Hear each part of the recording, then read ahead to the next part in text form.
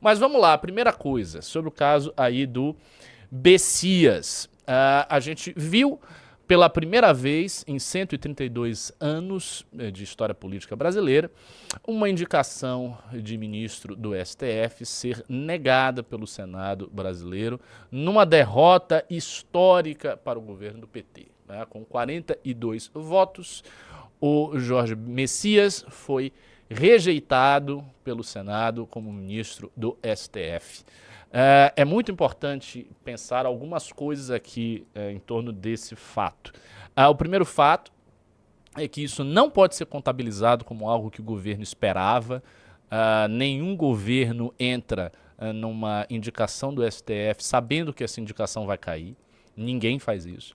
Então isso significa que o Lula acreditava até acontecer, o governo PT acreditava até acontecer que eles tinham as cartas, eles acreditavam que eles tinham como colocar o Messias lá. Eles entraram nessa indicação.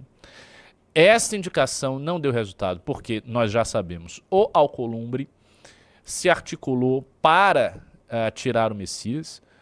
O Orlando levantou essa hipótese ontem, e eu considero que é uma hipótese bastante plausível, que ele tenha feito isso com a colaboração e a anuência do Gilmar Mendes. Gilmar Mendes, que há tempos atrás queria outras figuras como indicações, ele queria o Rodrigo Pacheco, que era do PSDB, ou do PSD, e portanto ele deve ter se visto como alguém enfraquecido neste momento de crise do STF e de crise do regime político. Então isso rolou sim. Você tá com o print aí da treta? Ó, joga aí, só pro pessoal ver. Olha aí o que aconteceu, mas porque o cara pagou. É muito cogumelo. Boa rachada, segura tua onda que eu te vejo nos debates e você poderá fazer essas piadinhas na minha frente. Não desmaie até lá.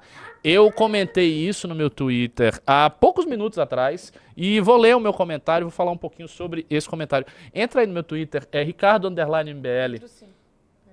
Entra aí que eu fiz um pequeno texto sobre esse assunto, que é o que eu acho que exatamente vai acontecer. Joga aí, vamos ver. Paciência com o computador.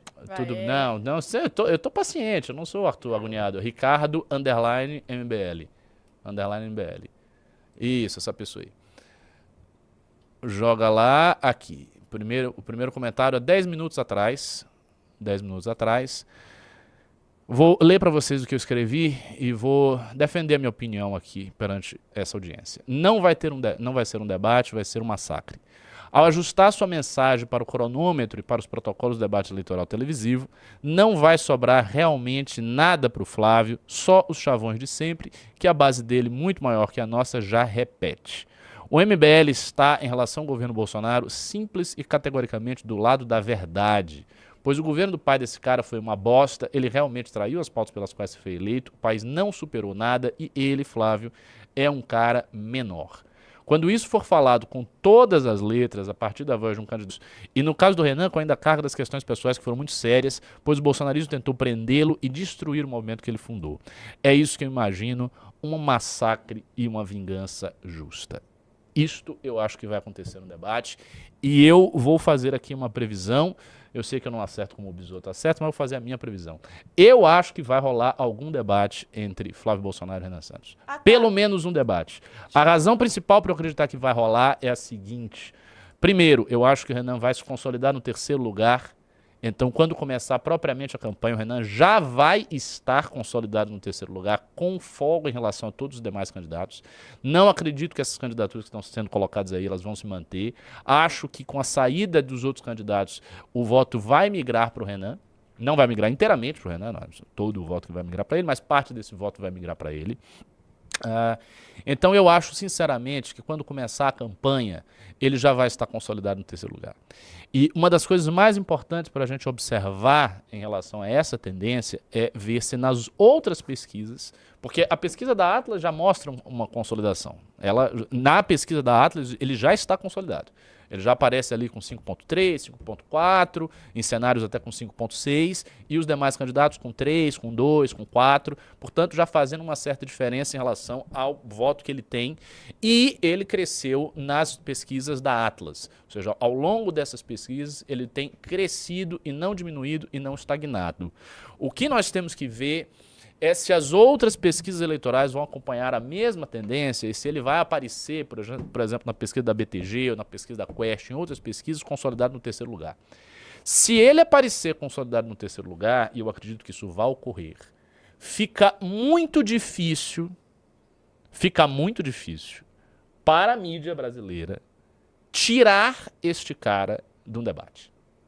E vamos lá, vocês assistem debate presidencial, vocês assistem debate eleitoral, né, de presidente, governador e tal.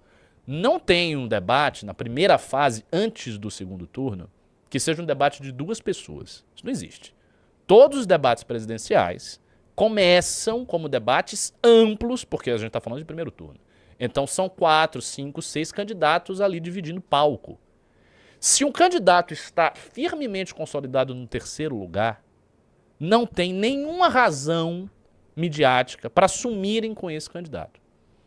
E aí não adianta falar, mas a lei permite, porque se você está num partido que não tem tantos deputados, a lei... Não é uma questão de lei, é uma questão de razoabilidade. É uma questão de razoabilidade. A mídia não está do lado do Renan, a mídia não está do nosso lado. Mas a mídia, minha gente, a mídia tem uma certa, como é que eu vou dizer, um certo respeito pelo protocolo que ela própria cria em relação aos debates eleitorais.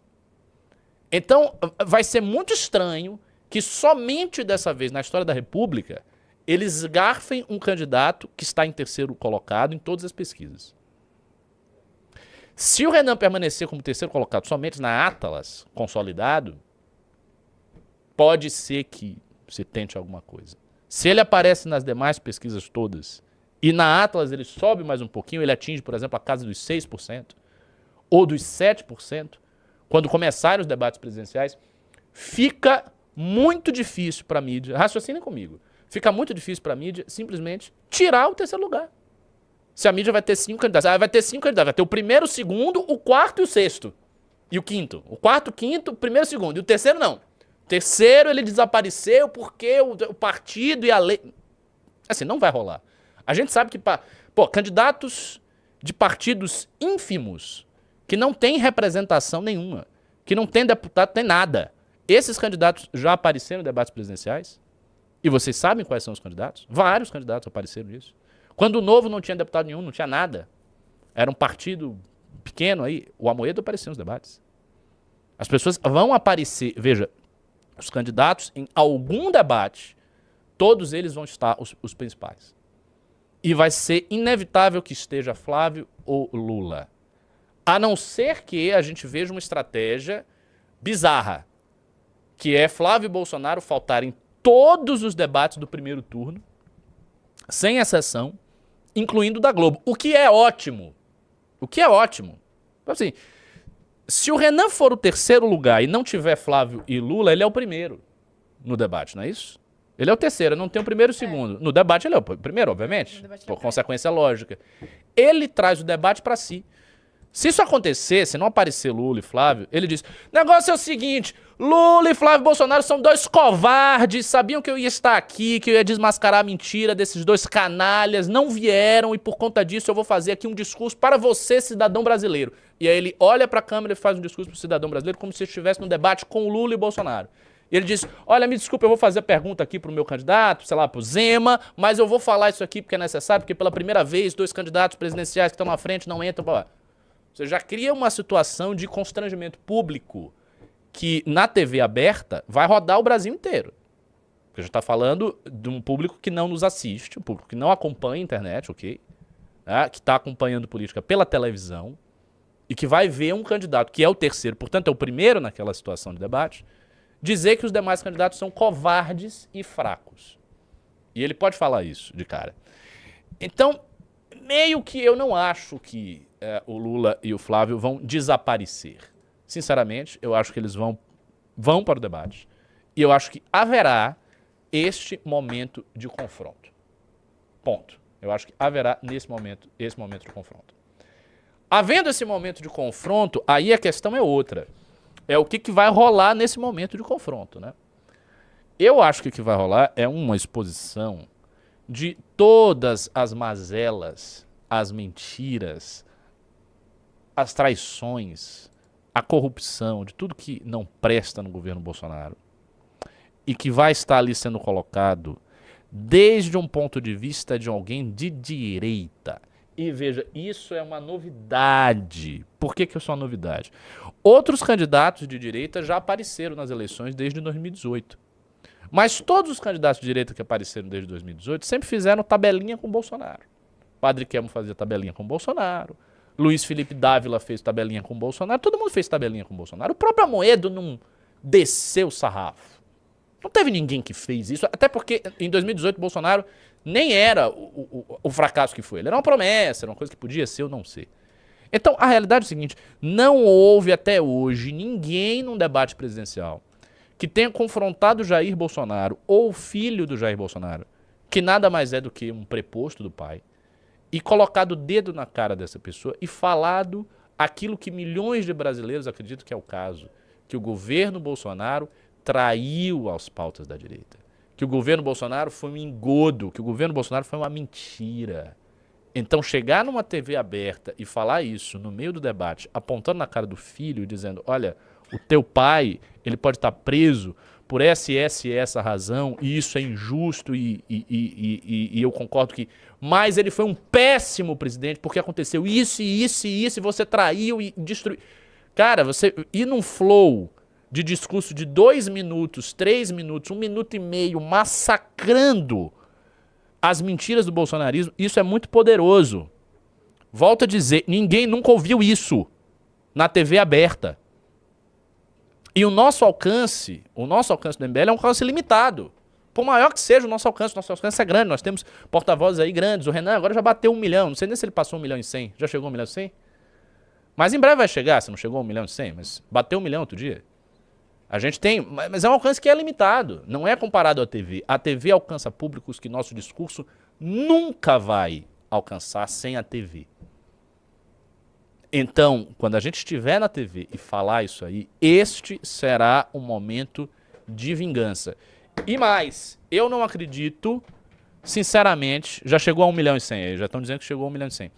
Eu não acredito, sinceramente, que Flávio terá muito a dizer contra o MBL. Porque, vamos lá, vamos pensar. As coisas que Flávio fala contra o MBL, ele já fala desde sempre.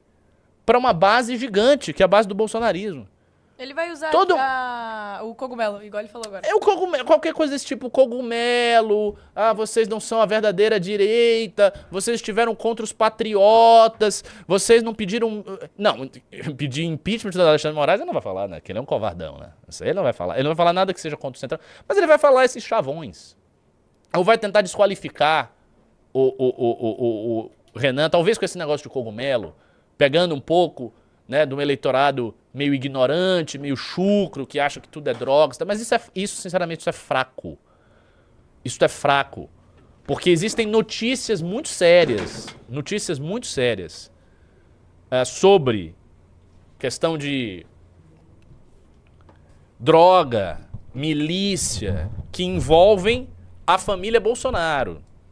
E que serão levantadas caso, ó, já tô passando aqui pra cá, 2 baianos na live agora, rapaz, a gente tá tomando MBL, hein? Tomando MBL. Pelo amor de Deus. E aí, tudo bem? Como é que tá? Tudo bom. Tudo em paz, tudo em ordem. Então, isso vai acontecer. Flávio Bolsonaro não vai ter nada para falar. O que ele for falar vai ser chavão e a gente vai ver um momento de vingança. Eu acredito do fundo do coração que eu vou testemunhar isso e todos vocês que estão me assistindo vão testemunhar também. Se você gostou desse vídeo, se inscreva no canal Voz Livre. Não se esqueça de ativar as notificações e deixar o like. Te vejo no próximo vídeo.